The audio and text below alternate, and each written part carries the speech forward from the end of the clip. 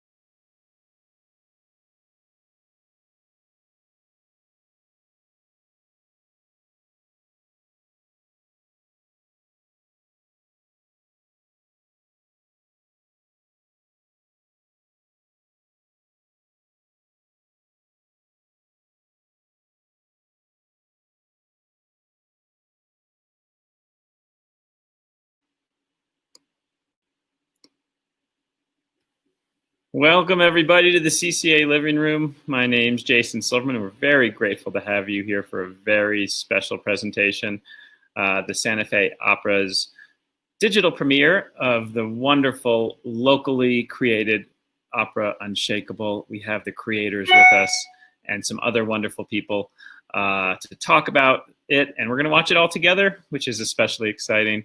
I want to just let you know that we have some extra wonderful programs coming up soon. Next Tuesday, Art and Dementia with Banker White and Cheryl St. Ong talking about work they made each about their mothers. On Friday, we have a commemoration of the 75th anniversary of the completion of World War II, presented in conjunction with the New Mexico Military Museum. So please check out our website for details on that.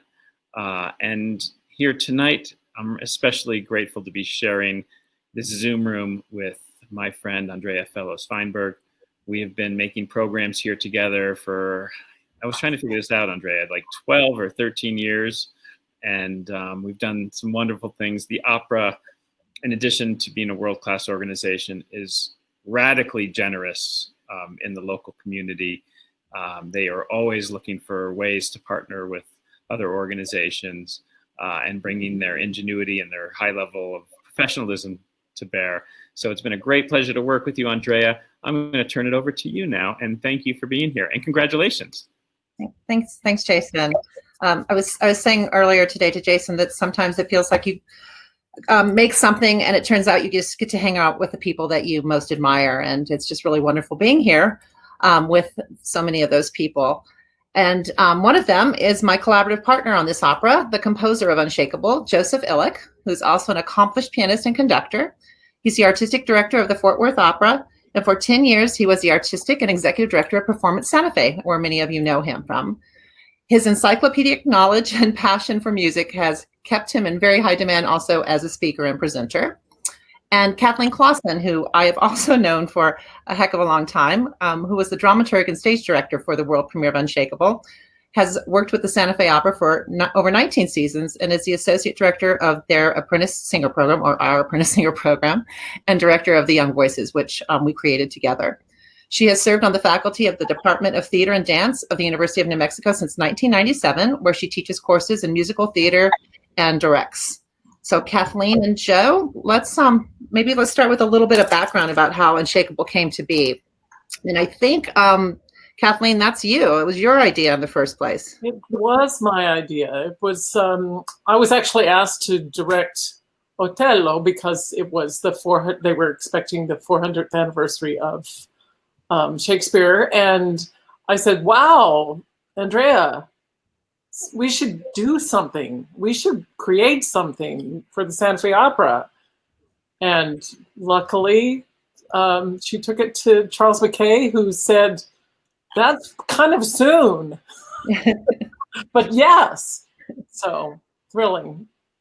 So that was, as I recall, February of 2015, and the commemorative year was April, or the month was April of 2016. Right. That's a pretty quick turnaround for an opera. People who know opera know that's a bonkers quick turnaround. So I remember the libretto very fast. Well, that's the thing. And I wrote the opera in the summer of 2015. I remember that. Yes. And only you, Joe, could have done. I think we were kind of the dream team in terms of just. I think it was just, we were so inspired and taken with the possibility of what we could create. And I remember that breakfast meeting we had where you really cracked things open with me, because what you said about commemoration. You want to talk a little bit about that?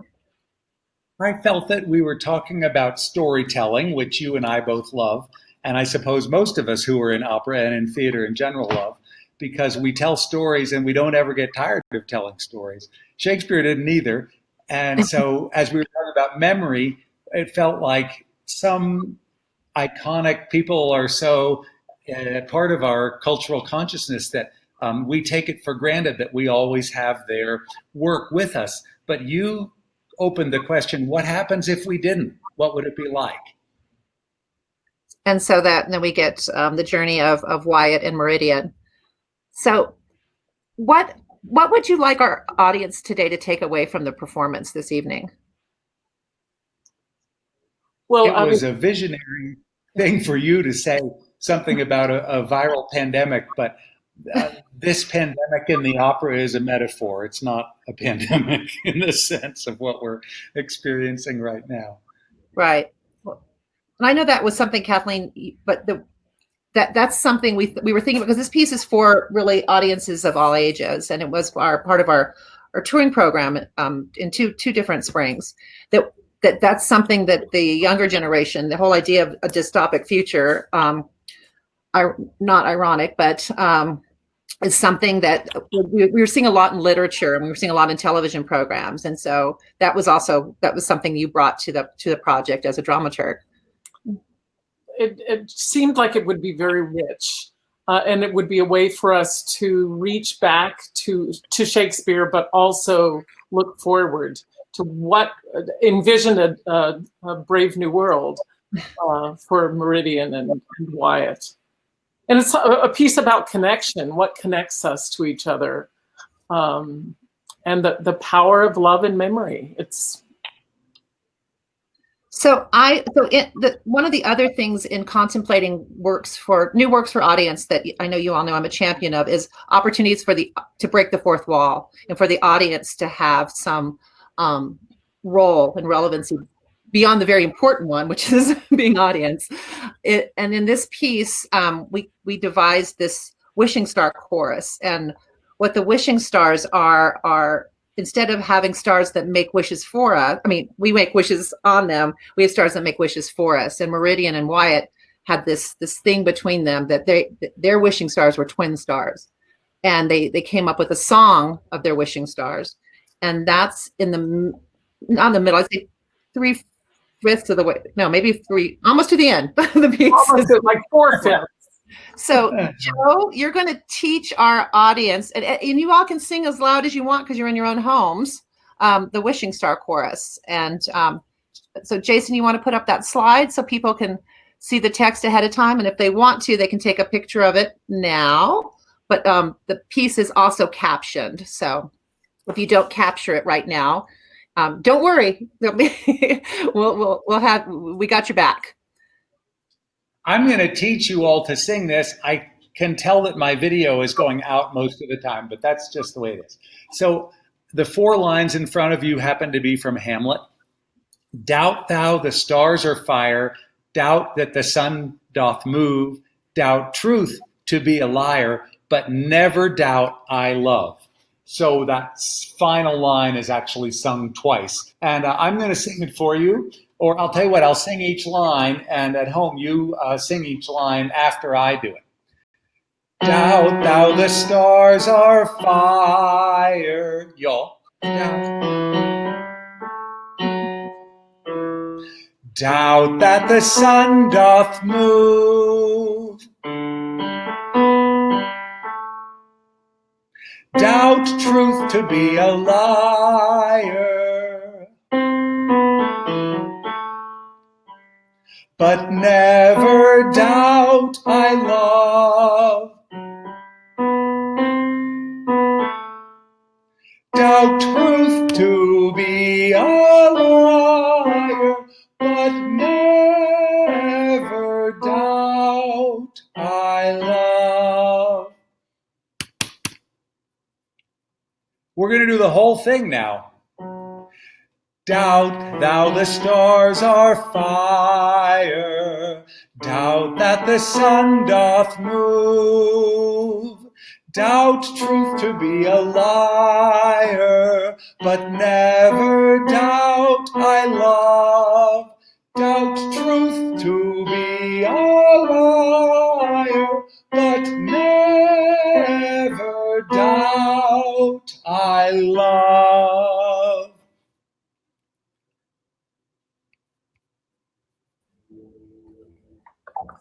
I think with that, we're all ready. So we'll see you all in just under 38 minutes. And thank you all for being here this evening.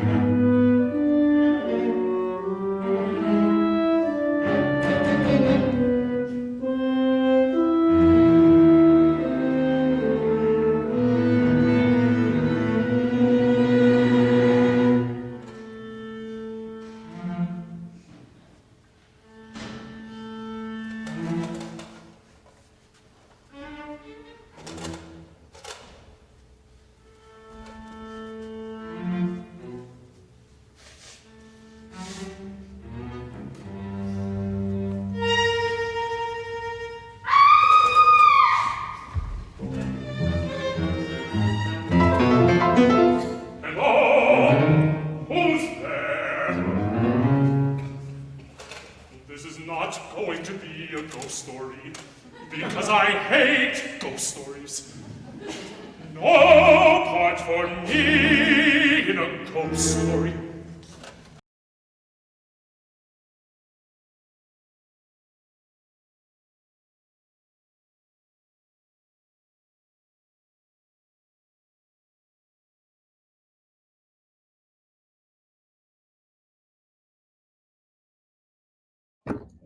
So sorry about that. We for some reason started a little bit into the piece, so we're just going to back up. So that means that you got a little preview of what's to come, and I thank you for your indulgence.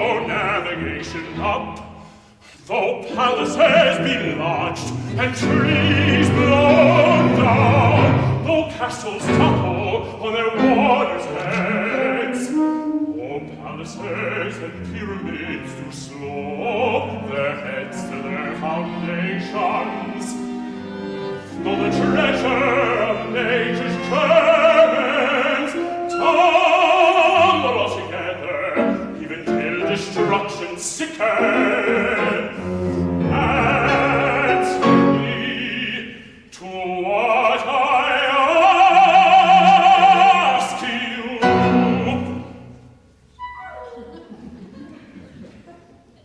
Did I miss something? To what I ask you? What do you ask? Ask of me?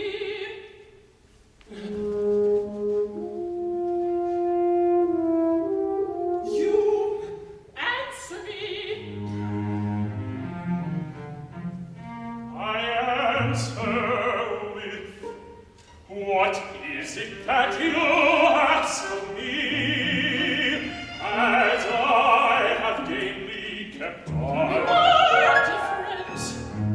Macbeth usually scares them off. Of what? Away, away from here, my refuge.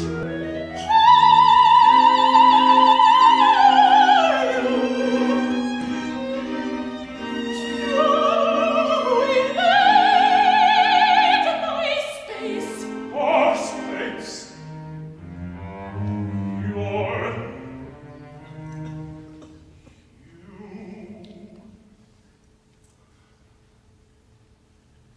Who are you?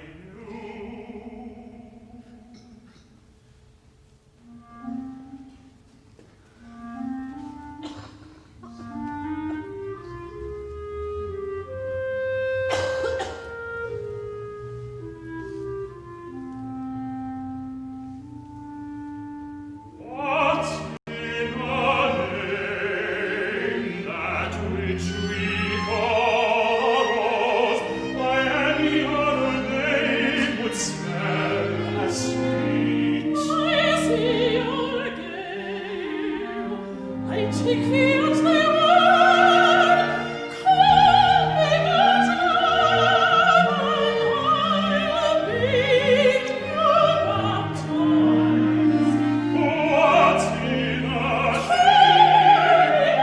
that which we call a rose by any other name would smell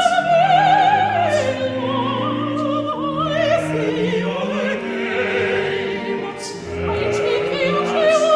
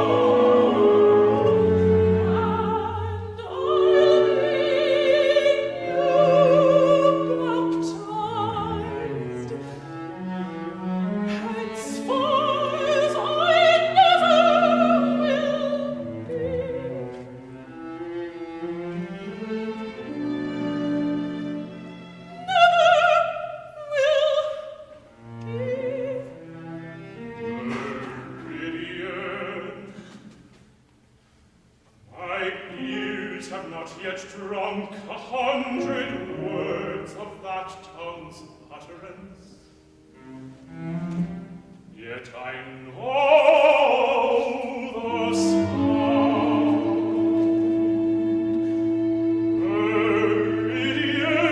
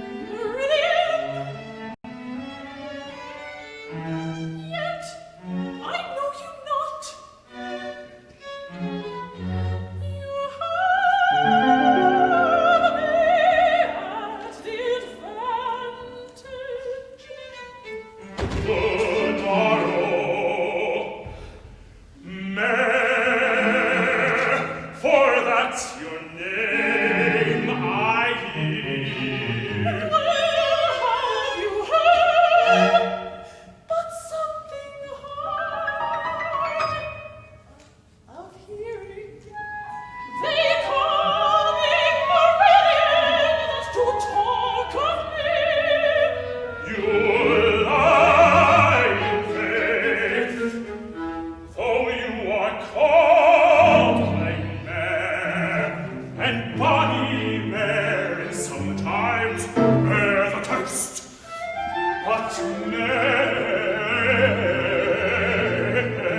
the prettiest mare in Christendom, mare of Mare Hall. I super dainty mare, for dainties all are mares, and therefore mare, take this of me, mare of my consolation. Hearing thy mildness praised in every town, thy virtue spoke of, and thy beauty sounded, yet not so deeply as to thee belongs. Myself am moved to thee for my wife.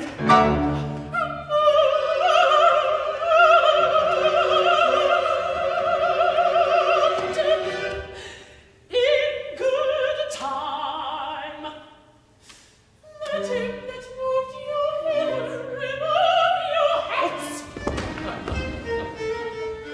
I knew you at the first. You were unmovable. Why, what's unmovable? What's unmovable?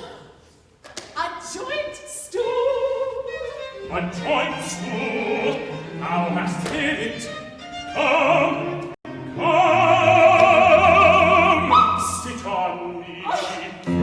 Asses are made to bear, and so are you. Women are made to bear, and so are you. Asses, Women are made to bear, and so are you. asses. No such dream as yours,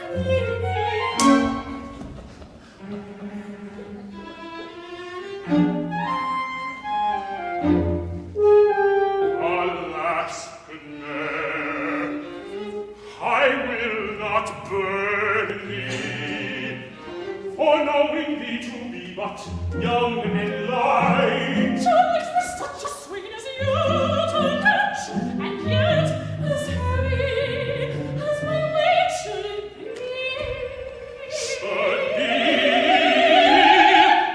Should buzz,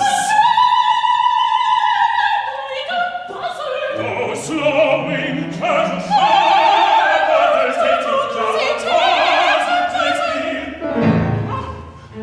Come, come,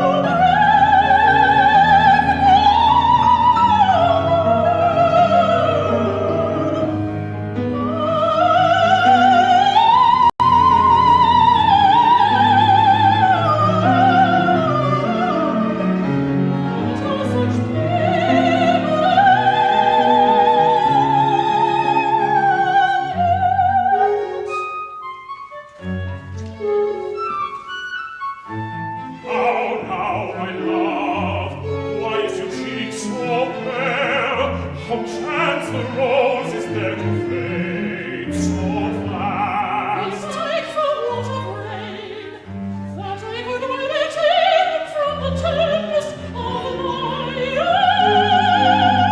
I need, for all that I could ever read, could ever hear my tale of mystery, the course of true love, the course of true love,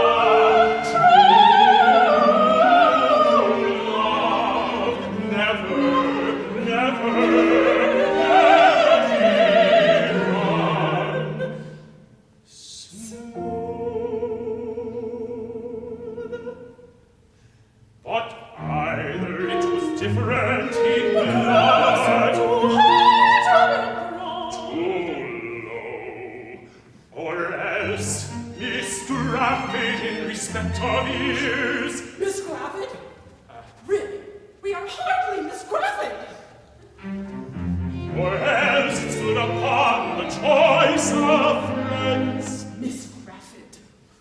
Or even there were a sympathy choice of death or sickness still exceed to it, making it momentary as a sound, swift as a shadow, short as any dream, brief as the lightning in the cloudy night, that in a sleet unfolds both heaven and earth, and ere a man hath power to say, behold,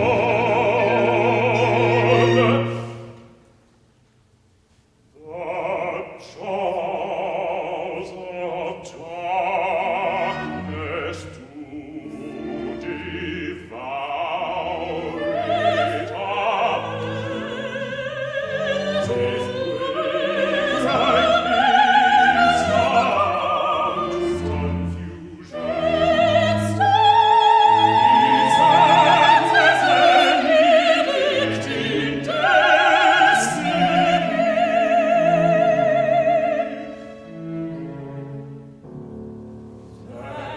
Let us teach our trial patience, because it is a customary cross, as due to love as thoughts and dreams and sighs, wishes and dreams, poor fancies followers, the course of true love, the course of true love, never, never, never did run smooth.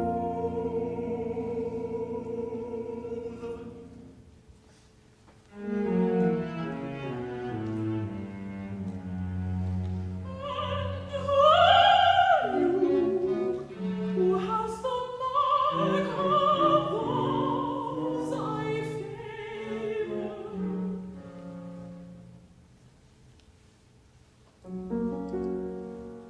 White, I am white, and now plain speech. Something about you seems familiar.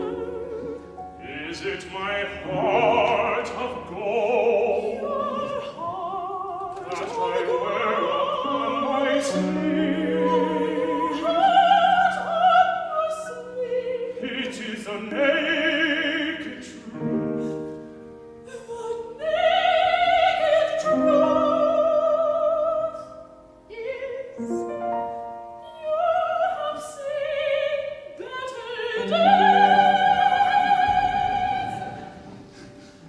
We have all seen better days.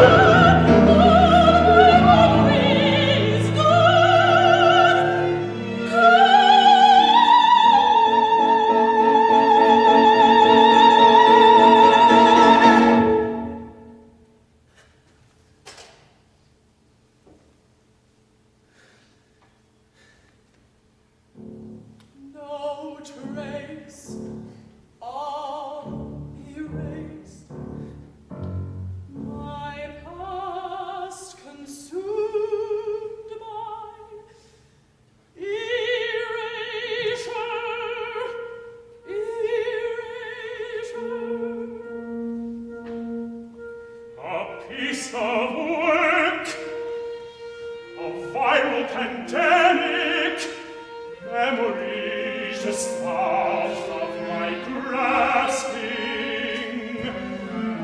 thoughts tumbling one on top of another, a muddled heap, but for one, I focused on that one. At first a wild goose chase,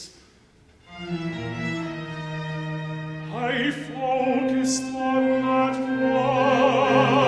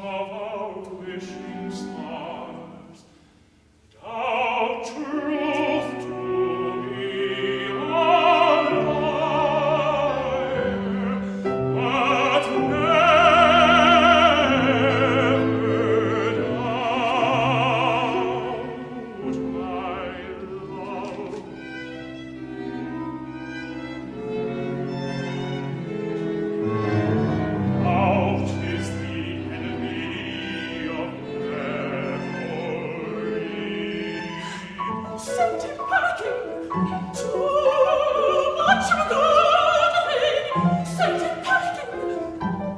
fire with fire, scar fire. Thou truth to be a liar, but never doubt my love. Who's there? Oh no, spirit!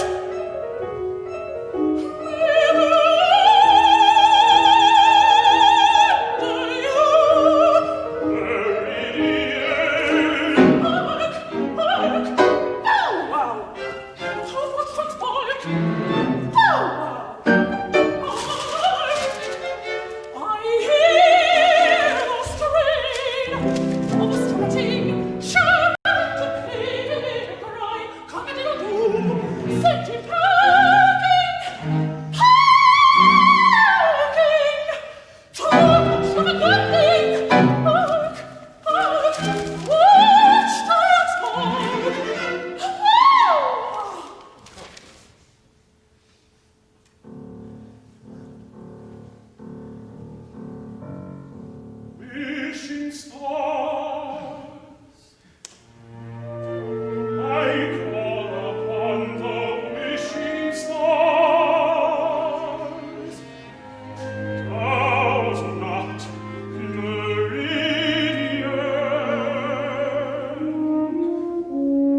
Doubt not, doubt is the enemy of memory.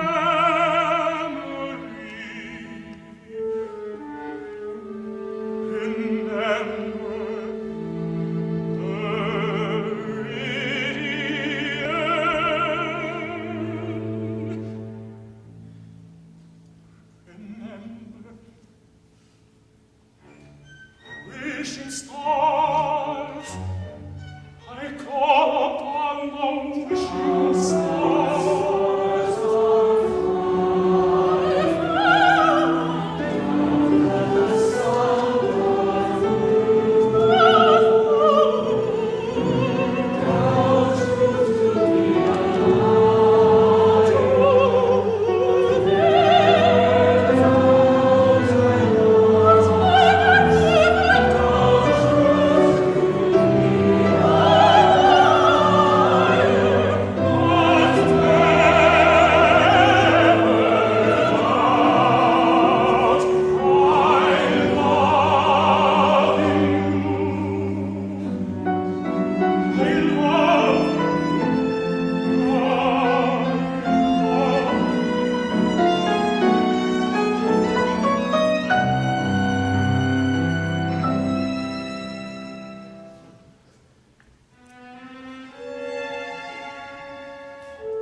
And thou wakest, thou takest true delight in the sight of my former ladies' eye.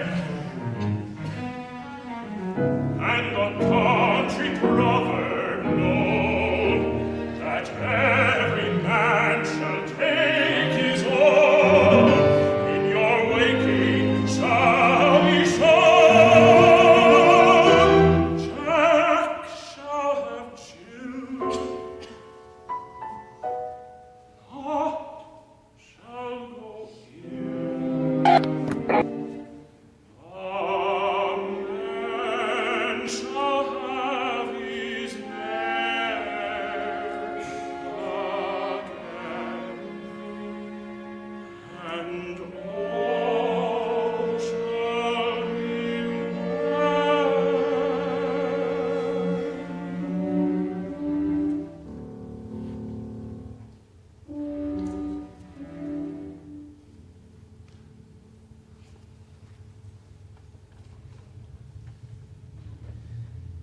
Suppose now the stars are fire, doubt that the sun doth move, doubt truth to be a liar, but never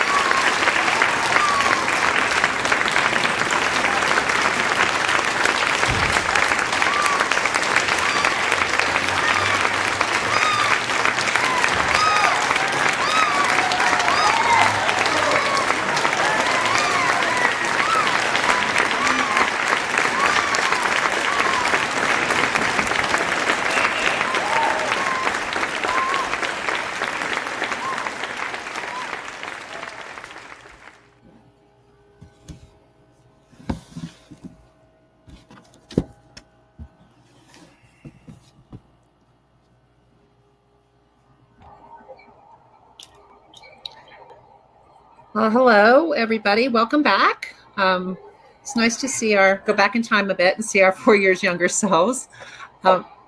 Right now, it's my honor to introduce our panelists for a conversation about the nature of memory. And we certainly explored that quite a bit in the opera. I'm going to start by introducing Gary Glazner, who is a poet and founder and executive director of the Alzheimer Poetry Project. I had the great privilege of getting to know Gary and working with him on the Life Songs Project, which is now at the Academy for the Love of Learning. Our next panelist is Mary Oishi. This summer, she was named the Albuquerque Poet Laureate. She's worked professionally as an on-air personality in public radio for 25 years.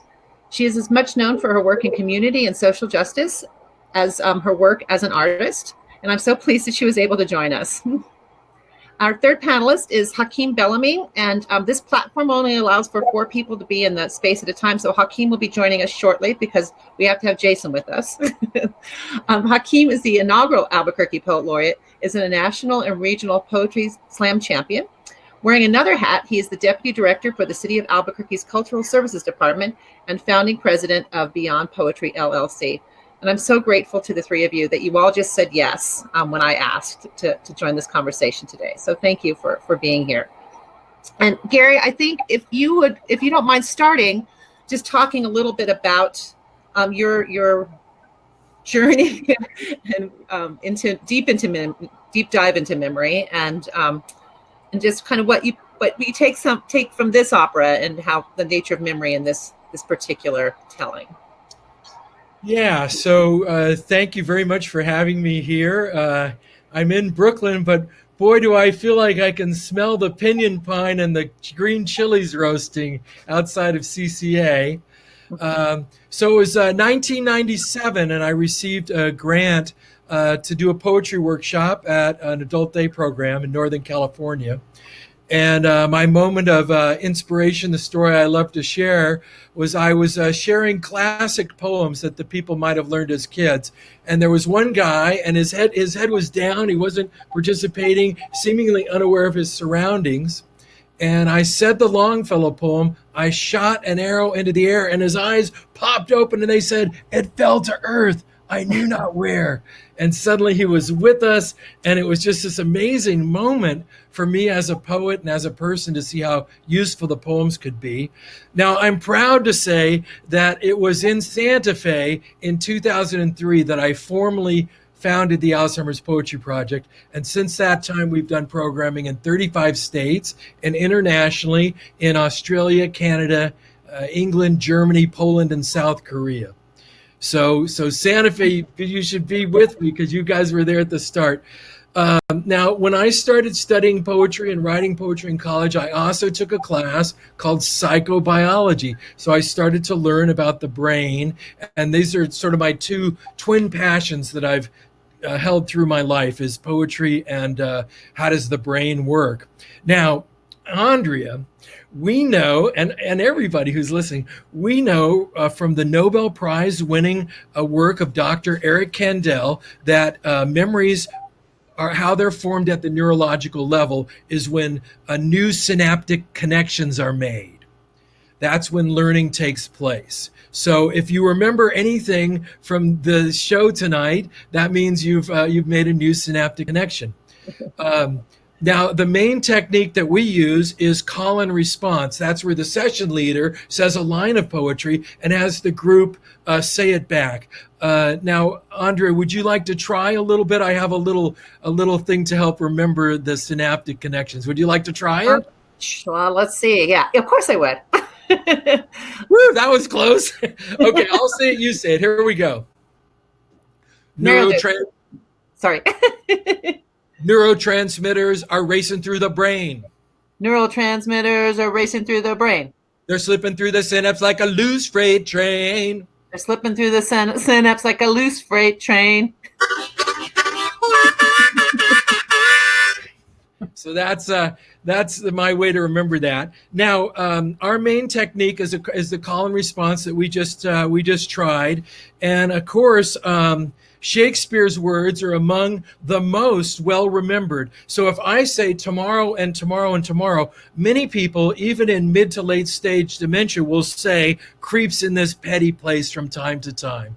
Now, of course, if I say to be, they'll say or not to be, but in Brooklyn, they often joke around, do you mean apartment to be? So for the past 3 years, I have been teaching creativity and aging at skilled nursing homes, and I've worked with 20 nursing homes in New Mexico and 30 in Wisconsin.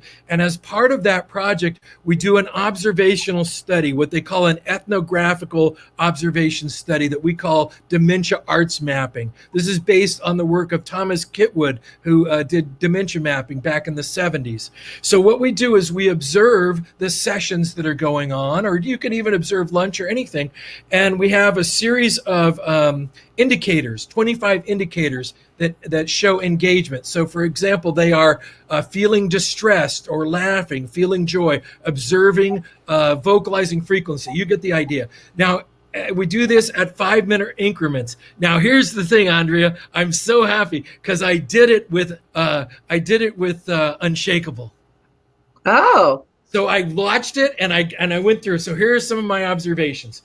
Okay. 3:45, we have Wyatt saying, even till destruction sicken, answer me to what I ask you. And his smile and his being so pleased with himself. I mean, it was just amazing. Now at 6:13, we have, again, this is when Wyatt is both Wyatt and Juliet. Now, this is the most memorable line from Shakespeare in UnShakeable. And it's, of course, that which we call a rose by any other name would smell as sweet. Now that's just off the charts recognizable. Now at 13:30, we have a very beautiful moment with Meridian. It's the intensity in her eyes and her voice with the line, like a buzzard. Oh, yes. Yes. Oh man, you're watching it. I was entranced. Now, going forward to 1956 into the thing, we have Meridian and Wyatt doing the country dance, the little move of the country dance. So beautiful as they join hands. And I'll just skip ahead to the end, getting towards the end. At 21:33, we have the biggest laugh line of the whole show, which is when Meridian says, the naked truth is you have seen better days. And then, of course, what we've all been waiting for. Before we get to that, we have what I consider to be their song. So in the way that I use poetry with people with dementia, Wyatt uses the song to bring Meridian back. And it is, of course, the Wishing Stars that we learned to sing at the beginning of this. And doubt, truth to be a liar. And then 32:36, finally, the kiss. Well, thank you, Mary. So Mary, I know that you and I had some correspondence about that memory can be lost or put aside or held for reasons other than illness.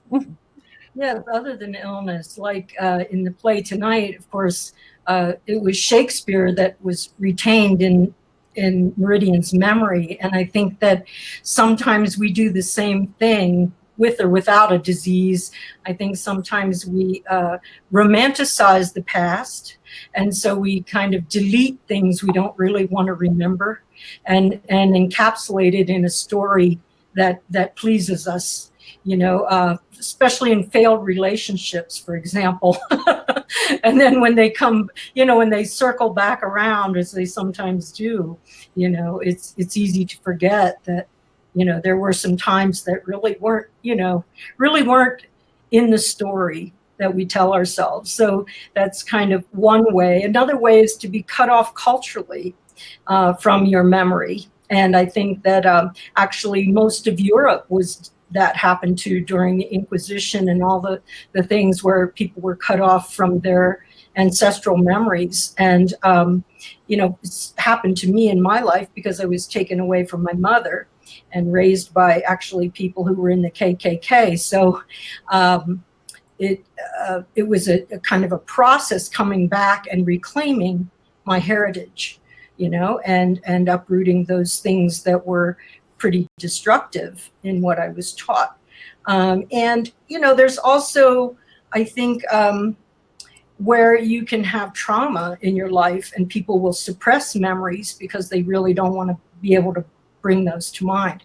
But one of the things about poetry is that it will use a lot of times sound, like music, and will also use other sensory stimulation like scent, and that will bring up the memory. I went into a restaurant here in Albuquerque, and as soon as I walked in, it reminded me of my grandparents' home. It had the same scent. And when my cousin came to visit, I said, we have to go here. Does this smell like grandma and grandpa's? And she said, absolutely. Oh my gosh, I can't believe it. So, those kinds of things can happen. One time, I wrote a poem about it. It's very, very short. I can recite it. I heard a man whistle a strong tune in a parking lot. My dad whistled so much, Whistle was his nickname.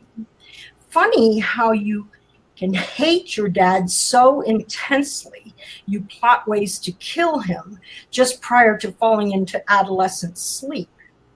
Yet you love your dad so much that a decade after his death, your impulse is to run to a whistling stranger. Wow. So, that really happened to me. So it's like, just that sound, and all of a sudden I was missing my father. Wow. So, I think that poetry can reconnect those memories through the smallest sensory stimulation, which is really neat. Thank you so much, Mary. It was so generous of you. What a beautiful poem, Mary. Thank you. So I think, Mary, if we're going to say Adieu. Adios. Hasta luego. That's what I want to say now that you and I have connected across time and space. And invite Hakeem in. So thank you so much for being here with us this evening. Thank you. Gary, any other thoughts while we're waiting Just that I have enjoyed the process so much of, I knew about this work earlier, years ago when it first came out, but it's been so great to really live with it the last couple of days. And I've never dementia art mapped any piece like this. I think I might start doing it. I think you'll see me in the movie theaters when we can go back taking notes. You needed a new skill. Yeah, so it was a lot of fun. And hey, Hakeem. I don't think he's here yet.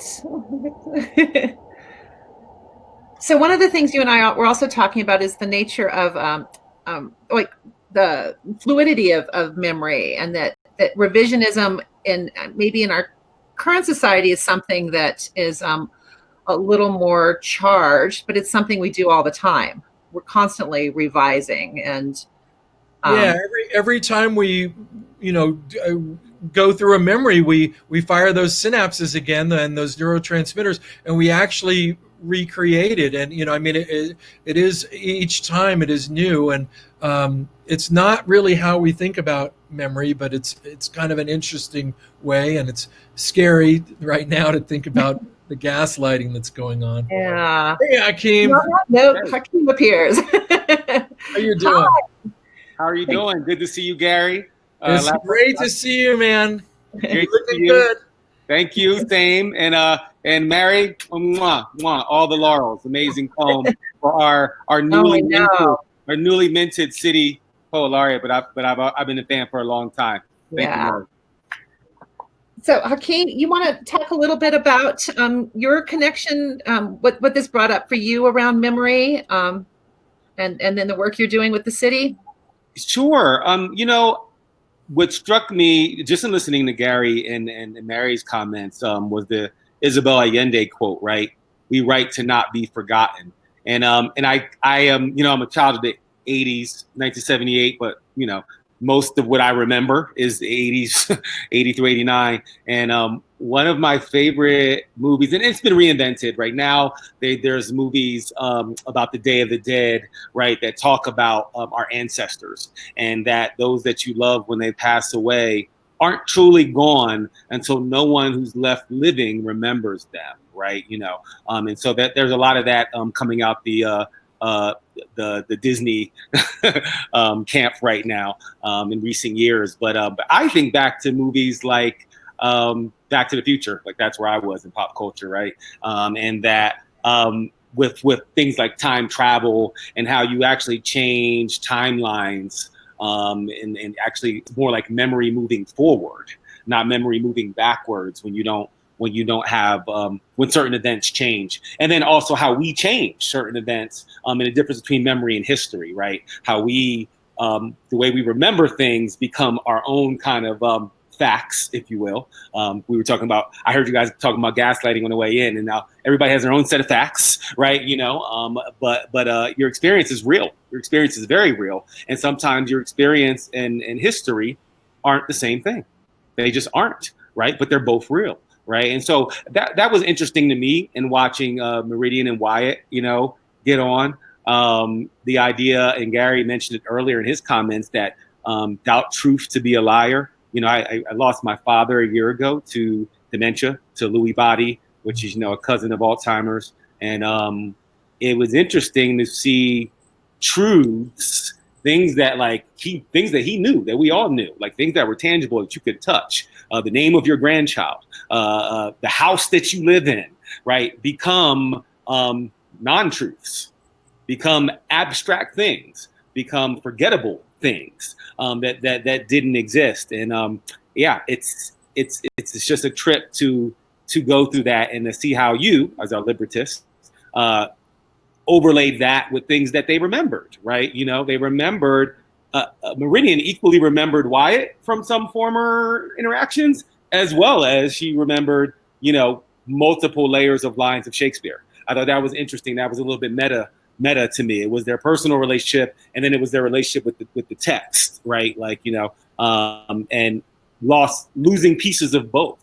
That's always what I feel like when I try to describe my dad's. I call it the evaporation. The losing. He lost his mind, literally. That's what happened. You lose your mind, right? He couldn't find it anymore, right? And that is almost like, it's like moving out of a house. It's like, I think of his mind as a house, and pictures would start coming off the wall, couches would start disappearing, things would start being removed from the fridge, and they go to some third dimension. And it was terrifying to watch him be scared of things. He was like, that was here yesterday. I don't understand why I don't see that now. I don't understand why I don't remember who you are, right? And then equally having moments of that moment when you see the recognition, it kind of changes the contortion of his face. It goes from fear to almost like relief when he's like, oh, right, my son, right. And then the next time he looks at me, he's like, who are you? And you can just see him wearing it, and there's, as a child, there's ego wrapped up in it, and to the point where he's like not remembering to feed himself, and he's not remembering to do those things. Frankly, the most beautiful part of my dad's transition was all the way up into the end. If he didn't remember his kids, good. He always remembered my mom's voice, and they were married 45 years, right? And so I've only been here for 42 of those, right? And so that just shows you, it shows you the enduring power of love, even over these kind of mental deficiencies. Same thing Gary was talking about, like when our favorite songs and favorite poetry, those things that we knew since we were 12 years old. It's encouraging to know that those are the last things to go, right? It's encouraging to know that those are the last things to go. And that the senses play such an important, we know that, we all know about the Proustian Madeleine and all that, but to hear, but both you and Mary and definitely Gary talking about, it's what we hear. Yes. Yeah. I love what Mary's absolutely right. To me, what book I'm listening to? Ooh.